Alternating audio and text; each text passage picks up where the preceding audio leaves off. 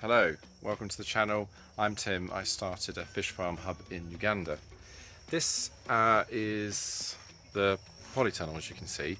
I've just come back today, just arrived this evening, straight to having a look at see how things are going. It's been a couple of months since I was last here.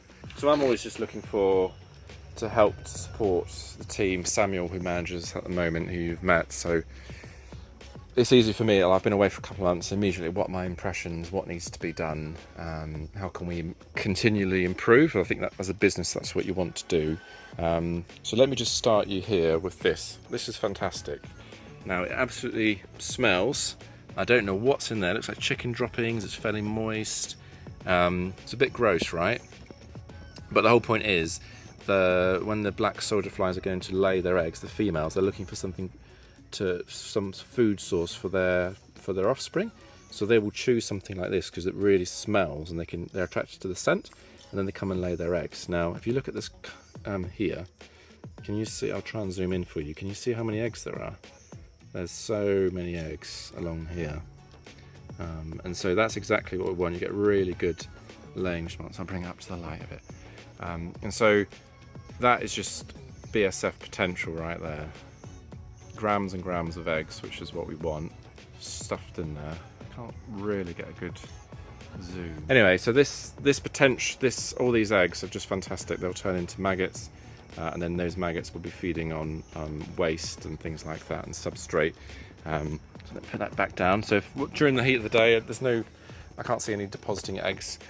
The males and females would have done their chase. They would have caught up with each other, mated, and the females would have laid eggs here, which is really what you want. And then you've also got here these are husks. They feel really light and empty, and they sound. Can you hear the sound? They sound empty, don't they? Sound hollow, and they are. If you look at them, you can see they will have hatched out. So let me just try and get you that so you can see. Yeah, can you see there? That's pure emptiness, which is good. So that means we've had lots of hatching from there. Those are probably over with. Over here, again, these looking very empty. You can often see them emerging if they're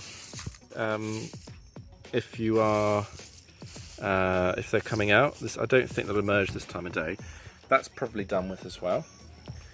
And then here again. Now these sound actually these sound just the same. And then these ones. So these are probably towards the end of their cycle, but we leave them in here for as long as we can. We'll pile them up because you'll get some late bloomers that emerge, and we want to make the most of the potential. And then they will emerge, they'll come and they'll mate, they'll lay their eggs after a few days, and then we harvest the eggs and we collect them. So it's looking very good in here, very green, it's nice and moist. I think last time I was here there was a problem with moisture. We were saying how the humidity was too low. Sorry, the humidity was too low, because they need water basically to drink. I'm going to have a word with them. It is Sunday evening, so it's a light shift over the weekend. But I do think we need to add some more water, because they will sip that from their mouth parts, and we'll get a better success rate. There's a couple of repairs maybe do with some of the roof. Maybe trim back a wee bit. This is obviously a dead tree, which didn't survive, but most of the plants have. Maybe we don't keep as much pupa. So there's a couple of improvements, tweaks that we like to make, but overall we're doing very well with the progress. This one's dead as well, so maybe we'll take that out. But yeah, very pleased with the progress. I'm going to try and see if I can get in to we've got this double enclosure here. This is I don't think I've talked about this for a while, but basically this is just to stop the flies coming out. So you've got a netting here, then a little chamber, and then we open this one, and then we seal it shut with our amazing locking motion.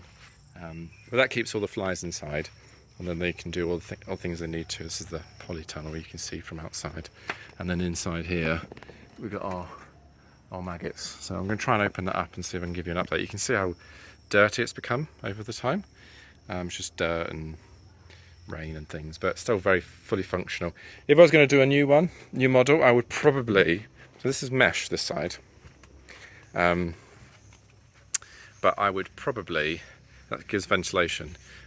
I want to make something with mesh, I think, all the way around, and then the possibility of rolling up this fabric, because I think that would help just to avoid those really high temperatures that we sometimes get. So yeah, but very good, very pleased to see it. Got a substrate here, place is looking quite clean.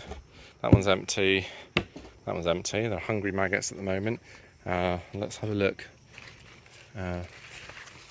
We've got that, yeah, that one's got stuff in it, and that one's got stuff in it. That's us then. You can see we've made some good progress since I was last here with the polytunnel. It's looking much greener in there, it's much moister. There's some good laying, some good substrate, so I'm pretty pleased with that. The polytunnel's holding up really well. It's been, how long has it been up for now? I guess over a year. Yeah, definitely, maybe coming up to 15 months, something like that, maybe 18. And it's looking pretty good. And the cost of it isn't tremendous. We set this up because we wanted it to be locally affordable, so I'm very pleased with it. We've got some big plans, as you know from our last videos, and we're just starting that process of actually implementing those tweaks, which is very exciting. So I'm here as part of that to sort of get some of that up, and also on another project which I'm going to tell you about in one of the coming videos, so stay tuned for that.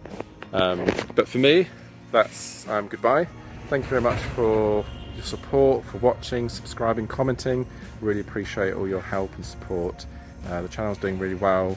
We're close to 600 as I speak subscribers, and we are looking forward to going for our next target, which is about 1,000 subscribers. So hopefully by the time you're watching this, we're close to that. But if you haven't subscribed, please do. It really does help us out. All right, thank you very much, and I'll see you on the next one.